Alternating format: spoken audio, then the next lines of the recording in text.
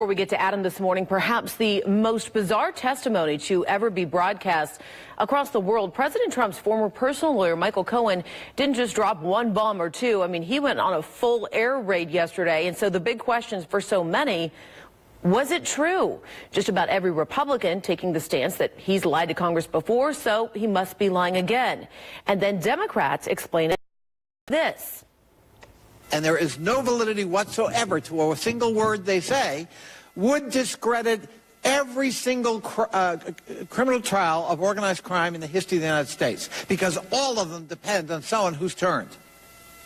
It would make RICO null and void. We couldn't use it anymore. This Congress... Dr. Mark Caleb Smith is the director of the Center for Political Studies at Cedarville University. All right, let's jump right into it. This morning, did Cohen say anything that could be considered an impeachable offense? I think it's going to be a judgment call. I mean, obviously, the Constitution gives the latitude to define an impeachable offense to Congress. It's up to them to decide what's a high crime or a misdemeanor.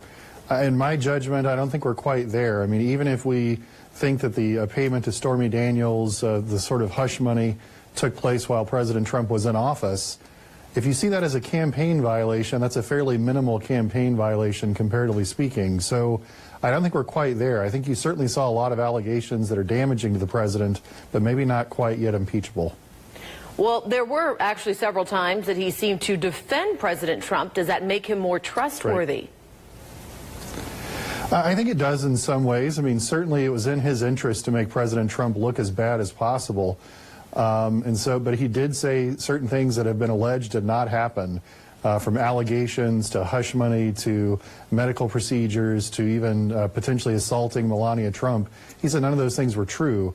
I think that does strengthen his credibility a little bit. But keep in mind, he was under oath yesterday, and so he could be held accountable for lying again to Congress. So he has to be very careful about what he says. Let's talk about Ohio's Jim Jordan, of course, the ranking Republican on the committee. He obviously didn't want to hear any of this, went to great pains to sort of discredit Cohen. Right.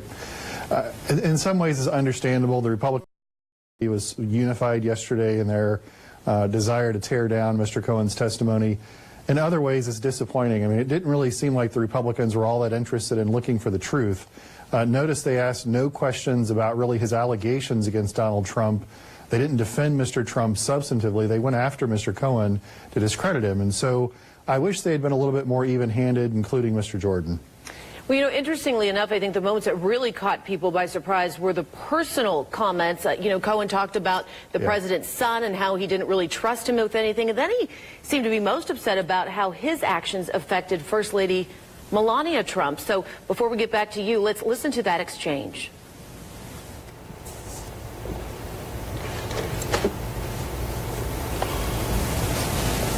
Okay, we're having a little bit of a problem there with that. But yes, he said that he had to make a phone call to Melania Trump and lie to her about the Stormy Daniels situation. And he said he had great respect for the First Lady, and that's one of the things that Cohen said hurt him the most throughout all of this. I think one thing, we tend to lose the sense that these people are human beings. This is a man who's been put in a very difficult position, whether he's credible or not. He's been put under a lot of pressure from every different angle, and now he's going through a different kind of pressure. And I think some of that humanity came out yesterday, and I think that does help strengthen his testimony. He also suggested that there may be some other crimes involving President Trump that may be investigated by the Southern District of New York. Are we talking another bombshell? I'm not sure I would say bombshell. Most of those allegations were from before Mr. Trump was in office. They could be things that maybe he could be prosecuted for. It's hard to see those kinds of things, though, taking place while he's president of the United States. Generally, presidents are free from criminal prosecution, but they are, of course, subject to impeachment.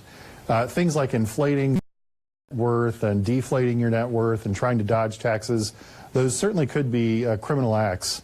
I don't know whether they're the kind of criminal acts, though, that we would see derailing Mr. Trump's presidency. All right, well, we'll see what comes of all of this. Dr. Mark Caleb Smith with Cedarville University, thank you so much for joining us this